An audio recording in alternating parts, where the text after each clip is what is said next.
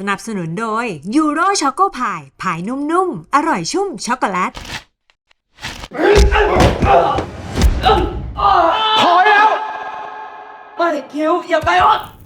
เป็นครั้งแรกที่ผมแบบได้เล่นแบบซีนบู๊กับพี่สตันอะไรอย่างเงี้ยครับแล้วก็แบบยังดีที่แบบพี่เขาแบบช่วยแบบดูแลเราอย่างเต็มที่เลยดูแลแบบช่วยสอนเทคนิคในการแบบรับอาวุธที่เขาส่งเข้ามาอะไรเงี้ยครับผมก็สนุกมากแล้วก็แบบท้าทายมากแต่ส่วนของโอมนี่คือคิวบูนี่คือกระจายเลยในเรื่องนี้เรื่องนี้ค่อนข้างเยอะมากครับมันแทบจะบูตลอดด้วยกันที่ผมได้รับบทเป็นสตันแมนเนาะพอเป็นสตันแมนเนี่ยมันไม่ใช่แค่ว่าต่อยตีเป็นแต่ว่าการต่อยตีของเราอะท่ามันต้องถูกเพราะเราไปเป็นสตันแมนในซีรีส์ซ้อนซีรีส์อีกทีหนึ่งมันเลยทำให้สกิลการบูในชีวิตจริงมันเพิ่มทีเนี้ยจากสมมุติว่าเขาให้เตะครั้งเดียวเราก็จะบอกว่าเราขอกระโดดเตะได้ไหมนี่เพื่อที่เราจะได้ลองทำอะไรใหม่ๆที่เราได้ทำบ้างเพราะว่าอย่างผมก็ผ่านบูมาหลายเรื่องอะไรอย่างเงี้ยครับเฮ้ย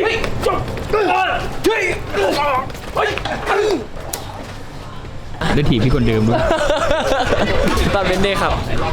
พี่เขาจำได้ปะที่เป็นเหมือนผับไหมแล้วที่ผมเล่นที่โดนถีบนะที่ผมโดนถีบพี่ทำได้ดิแล้วเรื่องนี้ก็โดนอีกเขาถีบคืนแล้ว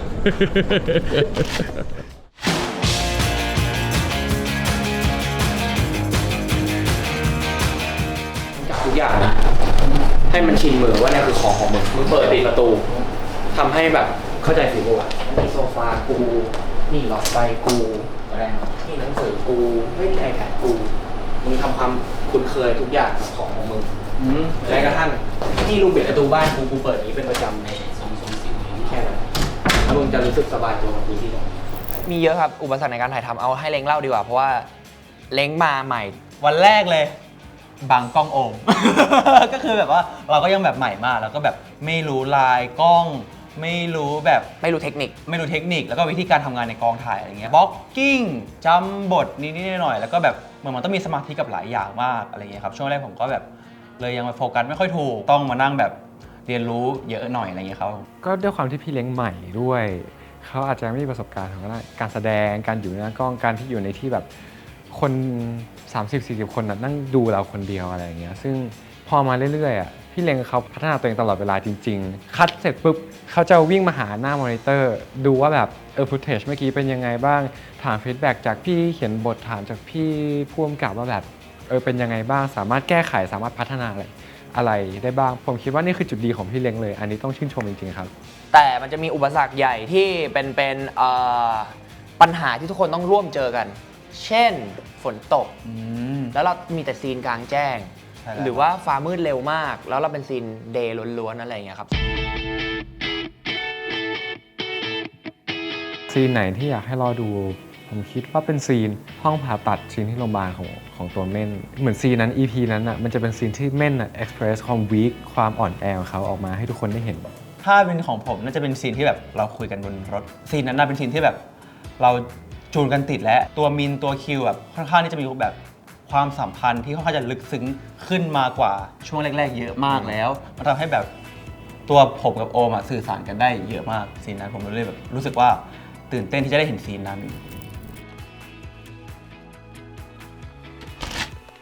นี่ก็เปิดไปกล้องไปได้สักพักหนึ่งแล้วนะคนก็ใหม่มากนะครับอย่างน้องเล้งเนี่ยใหม่มากเลยแล้วก็หลายคนก็ยังไม่เคยเจอกันมาก่อนร่วมงานกันมาก่อนอะไรเงี้ยฉะนั้นการสร้างเคมีร่วมกันอะไรเงี้ยเป็นสิ่งสำคัญมากสิ่งที่ผมโล่งใจที่สุดในตอนนี้คือว่าเคมีของสองคนของเล้งกับโอมเป็นเคมีที่ดีมากพอนักแสดงเอนจอยนะครับทุกอย่างมันก็โฟล์แล้วมันมีแต่ความร่วมมือกันคือในขณะที่เล้งอาจจะยังไม่เข้าใจหรืออะไรโอมจะคอยช่วยดูแลประคองเรื่องตลอดเวลาซึ่งก็เป็นอีกคู่หนึ่งที่น่าติดตามขอใหม่ขอรอบไม่เอากับโดนกับขอรอบไม่เอาโดนด่าไม่เป็นไรว่าเขาคิดแล้วเอามาขายนี่ไงเราขายนี่ไงนี่รู้กันไหมกับคุณเอิดแล้ว พี่หนุ่มนะครับผมสำหรับผมนะครับก็คือมีประสบการณ์ครั้งแรกที่ทำงานกับพี่หนุ่มเขาก็ช่วยสอนช่วยแบบแนะนำผมเยอะมากๆทั้งแบบดิเรกชันเราก็แบบสามารถแบบแลกเปลี่ยนไอเดียกันเรื่องของการแสดงในเรื่องของเทคนิคต่างๆแล้วก็วิธีการทำงานต่างๆครับผมก็ขอบคุณพี่หนุ่มมากๆจริงๆที่แบบช่วยสอนผมมาอย่างเงี้ยครับผมมันหลอกอ่ะ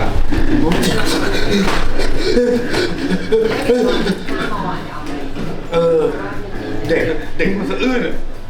เคยสะอื้นไหมเคยโดนด่าไหมจนสะอื้นอย่างนั้นแหละ ครับผมก็เป็น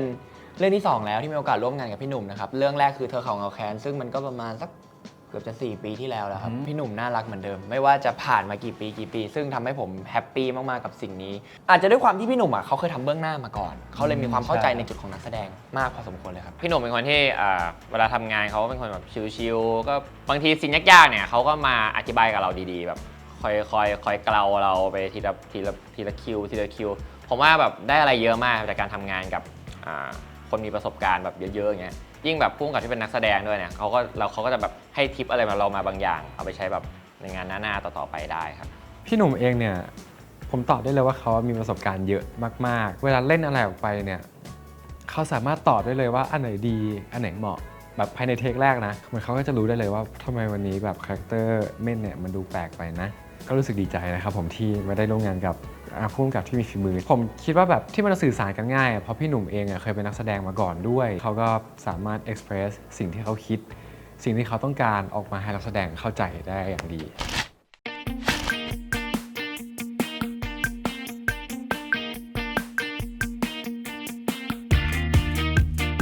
มีหลายโลเคชันมากๆในเรื่องนี้ไม่ใช่แค่ที่บ้านแน่นอนเอาบอกคร่าวๆก็จะแบบมีแบบทะเลนิดหน่อยแล้วก็แบบจะมีแบบฉากโกดังล้างอะไรพวกนี้ครับในห้างอะไรก็มี ครับครบหมดเลยครับทุก ใช่ ที่ที่อยากให้ไป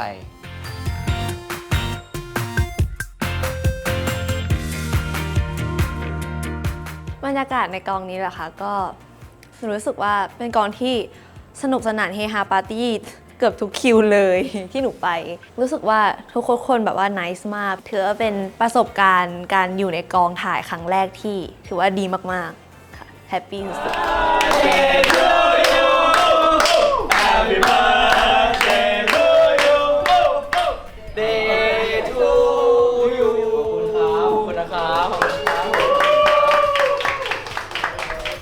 กองนี้แหละครับผมแบบว่าบรรยากาศทุกคนเนี่ยสนุกมากแล้วก็พี่ทีมทุกคนอะไรเงี้ยช่วยกันทำให้แบบงานนี้แบบออกมาแบบสมบูรณ์แบบที่สุด ทั้งทีมเสื้อผ้าทีมไฟผู้กำกับรวมทั้งนักแสดงด้วยอะไรอย่างงี้ทุกคนแบบเต็มที่กันมากๆเลยทำให้บรรยากาศในกองแบบเป็นกันเองสุดๆ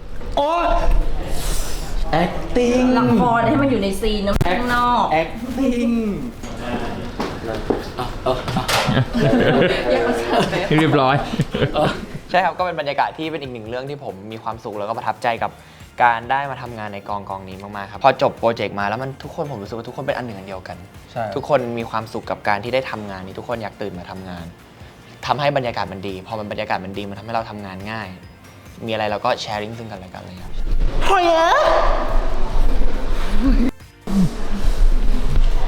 มันให้ความรู้สึกเหมือนแบบเหมือนเราไปเจอเพื่อนเจอพี่เจอน้อง ต้องบอกว่านักแสดงกองนี้ทุกคนอ่ะมันมีเคมีอะไรบางอย่างที่พอเวลาเล่นด้วยกันอ่ะมันเข้ากันได้ไปหมด ไม่มีวันไหนที่ไม่อยากไปกองอ่ะผมอยากตื่นเช้ามากองทุกวันมันเป็นสิ่งอะไรที่แบบดีมากในกองมวลความสุขเนี่ยครับ ตาย80 ปล่อยตายไปเลย